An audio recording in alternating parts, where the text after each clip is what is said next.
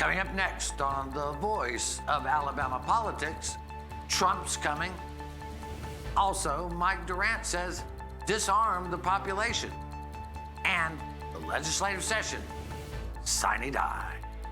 Afraid or not, my body has been hit by a truck. It has no care for me. I don't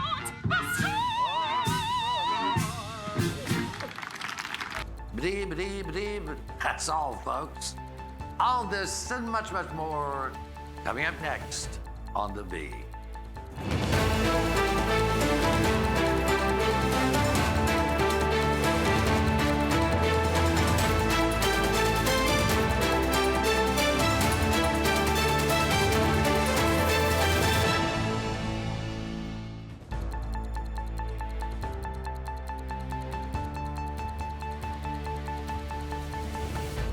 Welcome to The Voice of Alabama Politics, where we tackle the tough issues so you have the hard facts. I'm your host, Bill Britt, and today I'm joined by Susan Britt, research guru extraordinaire, Angie Horn, political consultant for the GOP, and Josh Moon, investigative reporter and columnist at APR. Welcome. Hi, everybody. Hey, guys. Thanks for having us. Hi. One of the good things, surprisingly great things that happened this past legislative session is that they passed a record education and general fund budget. Josh, that was a great thing for everybody. Don't think they'll be able to keep it up, but a good news, right? Yeah, no, it was, especially the surprisingly good raises for teachers, for public school teachers. That was I didn't see it coming. And I know they had talked about giving teachers a little bit more of a raise, but man, there are some teachers out there that are going to get substantial raises, and it's going to go a long way in retaining teachers. Now, some of the other things that they've done in the session will go towards pushing them away. But I think the education budget that they passed is a very good thing, in terms of teacher pay and bringing them back up to scale and being competitive with surrounding states. I think that's very, very important at this point because we've lost a ton of teachers over the course of the last several years, and we have teacher shortages all over the state, which has been well documented, and we're losing more and more for a variety of reasons. And so whatever we can do to help retain some of those teachers and keep them in the classroom and keep kids pressing forward, I think is a good thing. And Angie, beyond just the teacher raises, there's just a lot more going to education. Unfortunately, Alabama's at the bottom of the barrel every time with the education statistics, but hopefully having this extra money will make some difference. Well, true. I mean, I think this has taken away all of the excuses that anyone has for education. We should absolutely see within the next 24 to 36 months a great increase in academics. If we don't, we're going to have to reevaluate a lot of things. But I think the main thing about these budgets is that they didn't spend all the money. Due to the Rolling Reserve Act, there's still a great deal of money in savings for future years that maybe the tax income is not so good. So I hope that this money will be used and inspire people to help us fix the academic problems that our children are facing.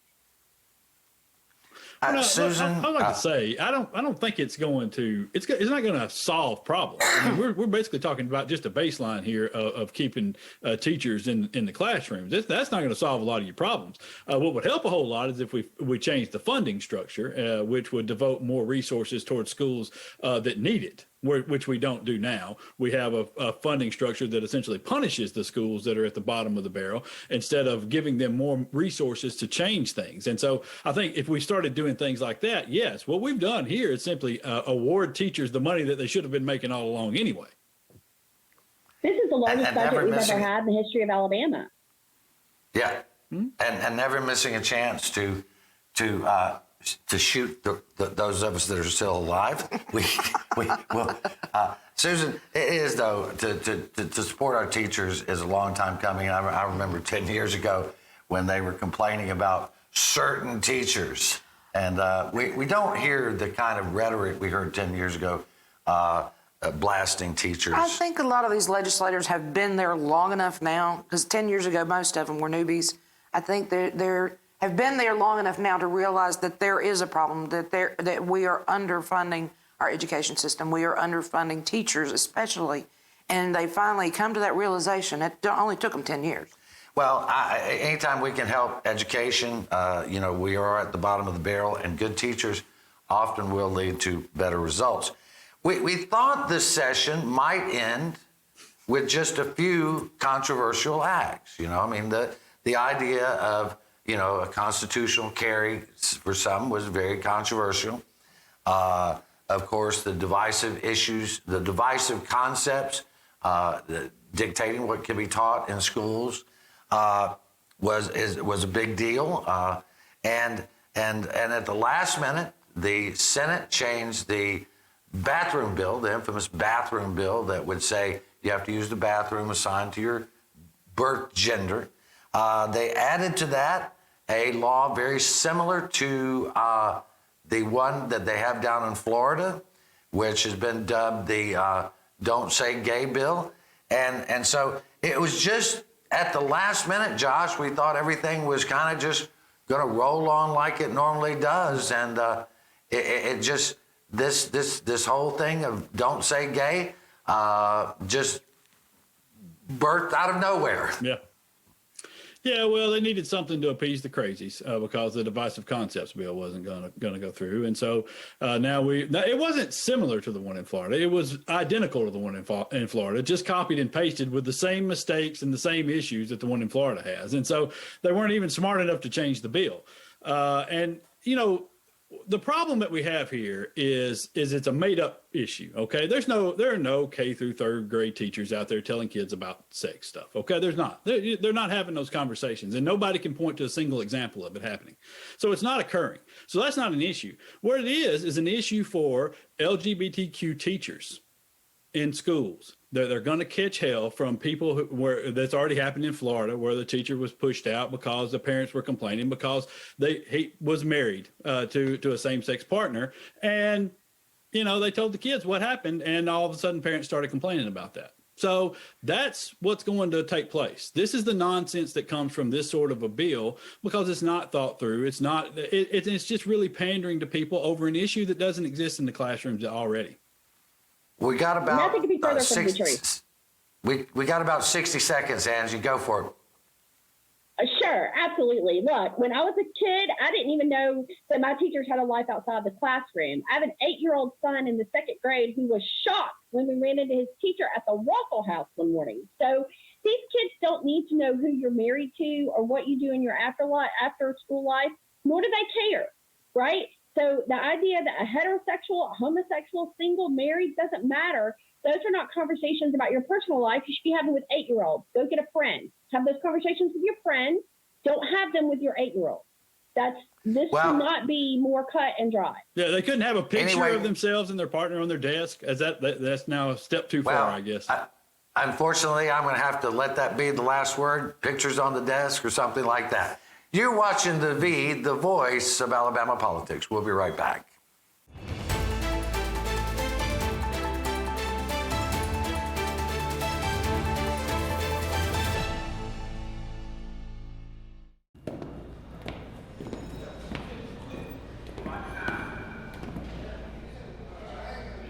So you got caught speeding. But this time you got more than a ticket.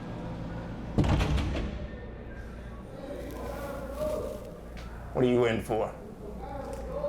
Vehicular homicide. Stop speeding before speeding stops you. Drive safe, Alabama. A message from your Alabama Department of Transportation. I'm Donald Trump, and I love Alabama. As many of you know, there are few issues facing our nation as important as election integrity and election fraud. This is why the people of the great state of Alabama must work together to make it easier to vote and harder to cheat. So get out, register to vote, and get a photo ID so you can make your voice heard and decide the future of our great country. Thank you.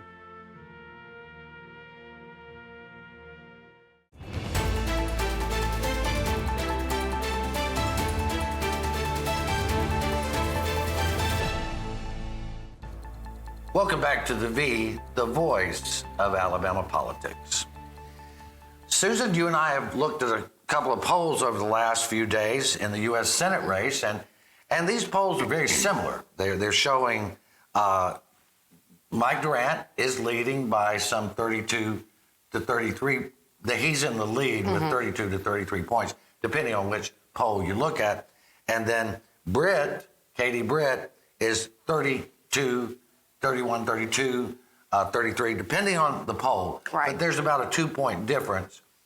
What we have seen is Mo Brooks has really tanked. He's down to 12, 13% in these polls. The one thing, they're consistent. These are consistent snapshots in time right now. We haven't seen anybody lay a glove on Mike Durant. No. But this they spent about $5 million against Katie. So what is this telling you? Telling me that somebody's probably got some information somewhere that they're holding out for Durant. Now, these numbers between Katie and Mike Durant have basically been the same consistently for a little while now. So, like you said, there's $5 million in negative ads that were coming out, I think, Club for Growth and other places against Katie, and she's still maintaining those numbers, while nothing negative has been done about Mike Durant, and he's still maintaining those numbers. So it'd be interesting to see if there are campaigns coming in the near future against Durant. I would think so. I mean, Angie, you've run a lot of successful campaigns. I mean, these numbers staring down, some 50-some days until the primary? What's your thoughts on that? Well, we did start seeing late in this week commercials airing against Mike Durant, talking about who's backing him, the money he's taken from, liberal California donors that are seen posing with Biden. We see the picture of him with Hillary Clinton's political operative. So the hits are starting to make it. I think that the more it comes out about the fact that he's from New Hampshire, the more that it comes out about his absolutely bizarre view of the Second Amendment, I think he's going to be down there with Mo in the teens on the poll in about 2 weeks. I mean, Josh, come on. I mean, the guy, the people that are behind him were behind Hillary Clinton, and they want moderate candidates in the U.S. Senate. I mean, what's not to love? Yeah, I mean, I'd like a good moderate candidate every now and then. Wouldn't hurt my feelings at all. But, it's honestly, I don't, out of all these things that y'all are talking about, I don't understand why no one is talking about the issue with Mike Durant and his sister and what happened with her. Right. And listen, I understand his position here, which is I had nothing to do with that. And no one is claiming that he had anything to do with the molestation at all. Zero claim about that. OK, let's be clear. Right. But he had a choice in this of who to back. He said several times, well, you don't understand what my sister did at that time. And that's the reason why, we started, hanging around his father and talking about, he'd written books about his father and how great of a man he was and all, including them in his books about this stuff. And so I don't understand how people have not latched on to, wait a minute, we know what your father did. What could your sister have possibly done that would have been worse than that? Well, the biggest thing in that for me is that he reversed his position. He reversed his position in that he admitted that, to his sister that he knew that he was made knowledgeable, and then he turned around and denied that it happened. That is a trigger for me right there. Right. He said one thing and then he turned his position when it was politically or business-wise very advantageous to him. He changed his tune.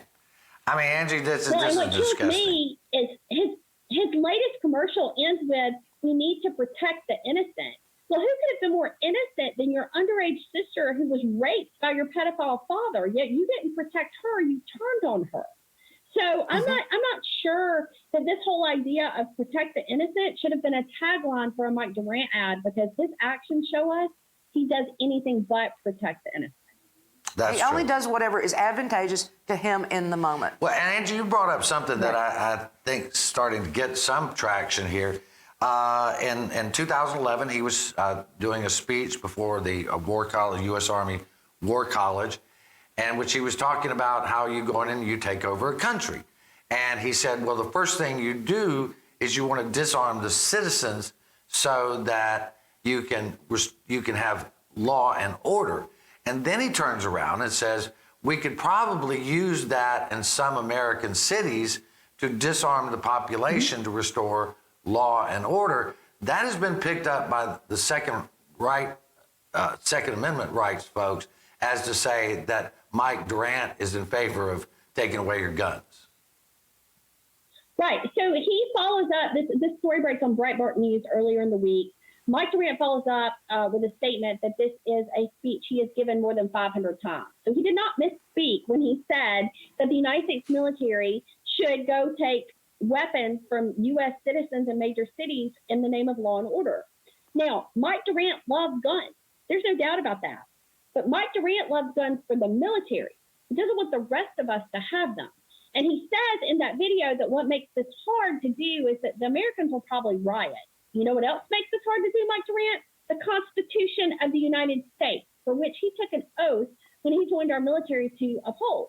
But apparently, according to this speech he's given 500 times, he only believes that the military should have weapons, not citizens in U.S. cities. That's scary. And if he were to become senator, he'll have to take that oath yet again to protect the Constitution when he obviously is in a mindset that he doesn't think it applies. Anyway, that's listen, this guy's got some serious problems. Josh, we got only about a minute. I want to hit on something real quick. Everybody has been jumping on the bandwagon lately that the 2020 election was either stolen, robbed, or they cheated Donald Trump out of that election. Why in the world are we still litigating the 2020 election? You know, I can only assume it's because, you know, your base Republican voters that they're searching for here are children that need to be told only what they want to hear. There, at this point in time, there is zero evidence, and trust me, they have looked. There is zero evidence that there was any significant fraud of any kind. As a matter of fact, most of the fraud that we found were from Trump voters that were voting 2 or 3 times in different states. And so this idea that we're still carrying forward and this is still a talking point, I think kind of speaks to the base of voters that you're after and how misinformed they have been about basic facts. Well, I think that we're going to have to leave it right there. We're going to pick this up a little bit on the other side. You're watching the voice of Alabama politics. We'll be right back.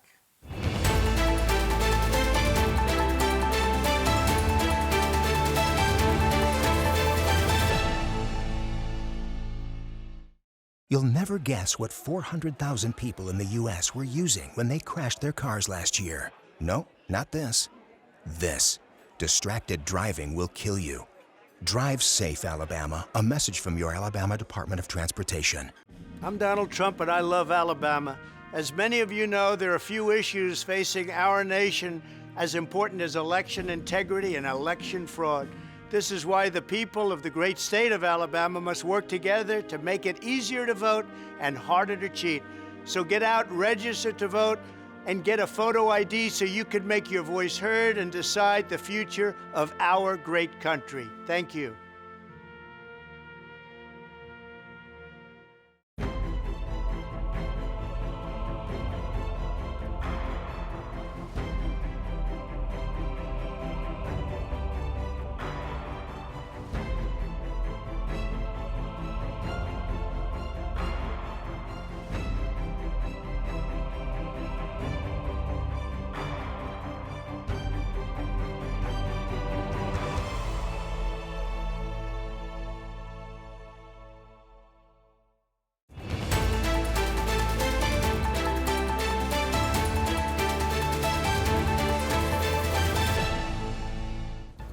Welcome back to the voice of Alabama politics.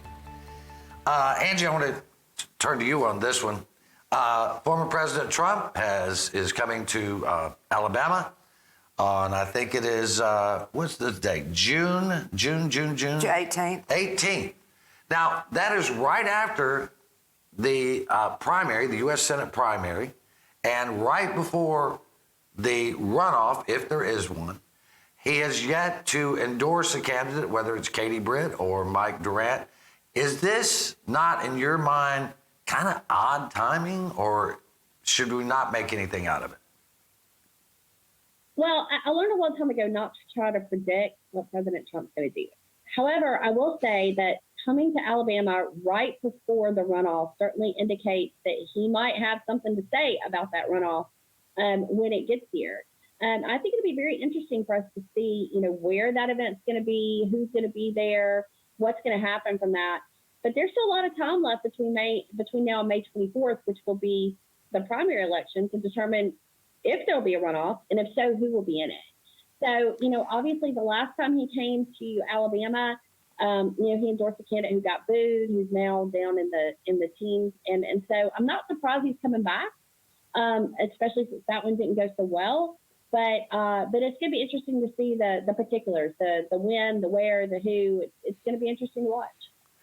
I mean, Susan, we understand this from talking to supporters of the president, people that have put on these kinds of events, that he doesn't show up for an event unless it's $250,000 at least that he's getting for the event. Plus, they have to pay for the security and the venue and all this.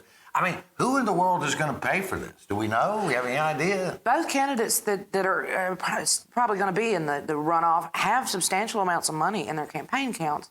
So it could be either one of them. There's no way of, I know that Mo Brooks wouldn't be able to pay for something like that. So, it could be either one of them. Like Andy said, the venue, who's going to be there, because the venue hasn't been announced yet.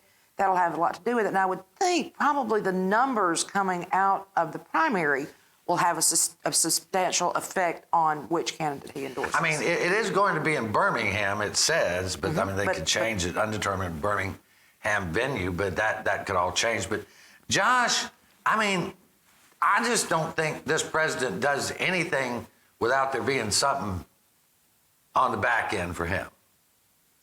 Hey, man, grifters are going to grift. And this is one of the greatest grifters that we have ever seen in our lives. Honestly, you kind of got to give it to the guy. If you're going to try to earn the most amount of money for yourself as in his position, this is top-notch effort right here. You show up for this with two candidates who are loaded, and you need his endorsement in some way there in this race to kind of put you over the top of the other person. Show up right in the middle of this, and they'll pay you whatever. It's kind of genius. I got to say, I hate to compliment Trump in that way, but in terms of grifter land, this is a genius move by him to get there. I feel sorry for whoever's going to host this thing, because I know they're going to get stiffed like they always do. But, that's how it goes when you deal in Trump world. Angie, but the candidates do need or want his endorsement. Both Katie Britt and Durant have been going out of their way to curry favor with the former president. Does it make that much difference? So I've always said Trump's seal of approval, I think, is worth about 8 to 10 points. What's worth 20 to 25 points is Trump's seal of disapproval. Right, so that's what you saw in the Brooks race. Is his seal of approval doesn't do anything. 8 to 10 points, however. But what you saw in the last U.S. Senate race is it wasn't the endorsement of Tuberville that put Tuberville over the top. It was the fact that Trump went after Jeff Sessions over and over and over. So I think it'll be interesting to see if this is an endorsement that's just a seal of approval, or if it comes with the swinging, mad, statements of Trump that came against Jeff Sessions. Susan, and this is an interesting point she brings up, and we've talked about this before, but Angie brings up a solid point. We know, we've heard from people that have been close to the president, and he has read Josh's articles on Mike Durant. He has read APR's articles about how Durant defended his father who raped his sister, and that the former president, he had words about Durant in private. Yes, I believe he said he was a nasty man. He was not impressed with that at all. In fact, he really showed his disgust at the entire thing. So if he came out and endorsed him now, it would be, I don't know. He loves Katie for her fundraising abilities. So I don't know exactly how he's going to go on this. It's kind of, once people understand this stuff about Durant, I just don't think there's a woman in Alabama that would vote for him. Nope. Or no self-respecting man. But we're going to have to leave it right there. I want to move on. Speaker of the House, McCutcheon, is retiring. This was his last his last legislative session. Susan, he took over when the House was at its lowest point. Mike Hubbard had been convicted. They elected Mac McCutcheon Speaker of the House, and you remember that evening. I do remember that evening. I remember it very well. I've still got all kinds of photos in my camera from it because it was such a moving moment to move from Mike Hubbard, who was such a dictatorial force, to see Mac McCutcheon stand up and go, okay, now things are going to change. Now this is back to the people's house. Angie, he said specifically, the days of the empirical speaker are over. Yeah, I remember sitting in the gallery. I remember where I was sitting when Mac McCutcheon went to the mic and said, the days of the imperial speaker are over. And I looked around and you had a mixture of reaction. The people who had sort of thrived during the Hubbard administration wanted to, go crawl on a rock. And the rest of us were kind of teary-eyed that this is what we've been waiting for. Now, has Mac been perfect? Absolutely not. But Mac has been able to maintain and increase the supermajority. So I'll tell you, this week, he invited Miss McCutcheon down to the floor, Deb McCutcheon, and she got a standing ovation from both parties. This has been Mac and Deb McCutcheon are people that even if you don't agree with them politically, even if you are the most left Democrat in the legislature, they are liked and they are respected. And they're going to be missed. I'm going to miss seeing them around the State House. I'm going to miss his stories. He tells great stories. And I'm going to take a point of personal privilege here. I have been honored to know Mac McCutcheon, a man who is very straightforward, and I consider him a friend, and I hope he feels the same about me. We're going to have to leave it right there. You've been watching the voice of Alabama politics. You watch us because we watch them.